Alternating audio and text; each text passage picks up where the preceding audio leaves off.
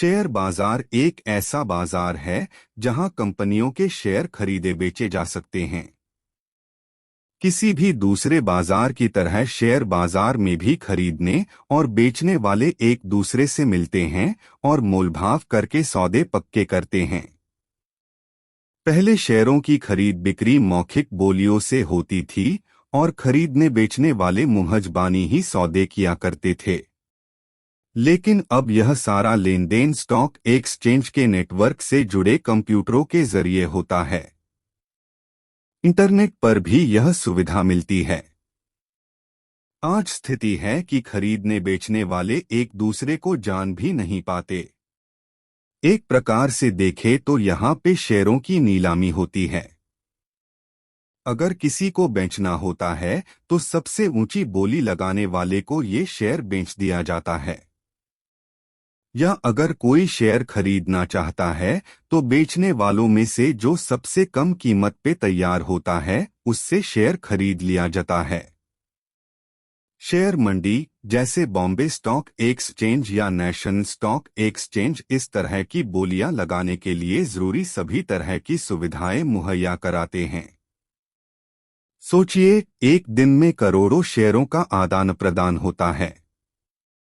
कितना मुश्किल हो जाए अगर सभी कारोबारियों को चिल्ला चिल्ला के ही खरीदे और बेचने वालों को ढूंढना हो।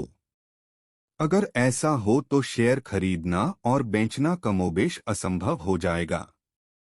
शेयर मंडियां इस काम को सरल और सही ढंग से करने का मूलभूत ढांचा प्रदान करती है। कई प्रकार के नियम, कंप्यूटर की मदद, शेयर ब्रोकर, इंटरनेट के माध्यम से ये मूलभूत ढांचा दिया जाता है। असल में शेयर बाजार एक बहुत ही सुविधाजनक सब्जी मंडी से ज्यादा कुछ भी नहीं है। कुछ साल पहले तक बॉम्बे स्टॉक एक्सचेंज में सीधे खरीद फरोख्त करनी पड़ती थी। पिछले कुछ सालों से कंप्यूटरों और इंटरनेट के माध्यम से कोई भी घर बैठे शेयर्स को ऑनलाइन खरीद और बेच सकता है। सूचना क्रांति का ये एक उत्कृष्ट नमूना है। जो काम पहले कुछ पैसे वाले लोग ही कर सकते थे, अब वो सब एक आम आदमी भी कर सकता है। शेयर बाजार को दो वर्गों में बांटा जाता है, पहला प्राइमरी मार्केट और दूसरा सेकेंडरी मार्केट। प्राइमरी मार्केट में कंपनियां स्टॉक एक्सचेंज में पहली बार सूचीबद्ध होती हैं और अपने शेयर जारी करती हैं। कंपनियां आईपीओ इनिशियल पब्लिक ऑफरिंग के जरिए अपने शेयर पहली बार शेयर बाजार में इशू करती हैं और बाजार से पूंजी जुटाने का प्रयास करती हैं। सेकेंडरी मार्केट को एक्सचेंज ट्रेडेड मार्केट भी कहते हैं।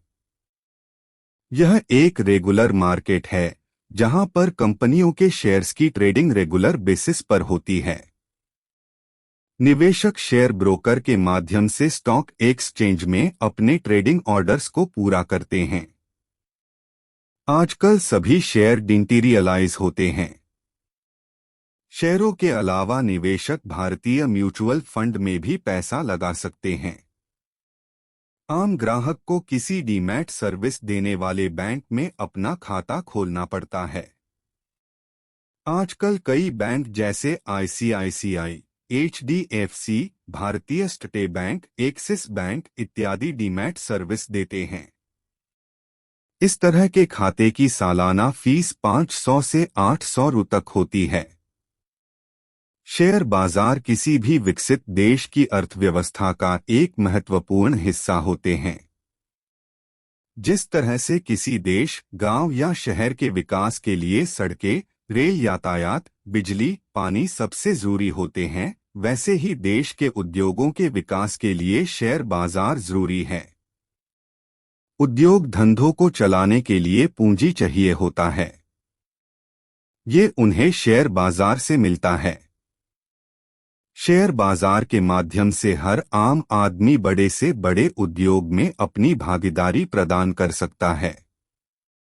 इस तरह की भागीदारी से वो बड़े उद्योगों में होने वाले मुनाफे में बराबर का हिस्सेदार बन सकता है। मान लीजिए, अगर किसी भी नागरिक को ये लगता है कि आने वाले समय में रिलायंस या इन्फोसिस भारी मुनाफा कमाने वाली है, तो वह इस कंपनियों के शेयर खरीद के इस मुनाफे में भागीदार बन सकता है। और ऐसा करने के लिए तो व्यवस्था चाहिए वो शेयर बाजार प्रदान करता है। एक अच्छा शेयर बाजार इस बात का ख्याल रखता है कि किसी भी निवेशक को बराबर का मौका मिले। बॉम्बे स्टॉक एक्सचेंज व नेशनल स्टॉक एक्सचेंज के अलावा देश भर में 27 क्षेत्रीय स्टॉक एक्सचेंज है। शायद आपको ये पता ना हो कि साल 2022 में भारत में तकरीबन 9 करोड़ लोगों के पास डीमैट अकाउंट है और ये संख्या दिनों दिन बढ़ती जा रही है।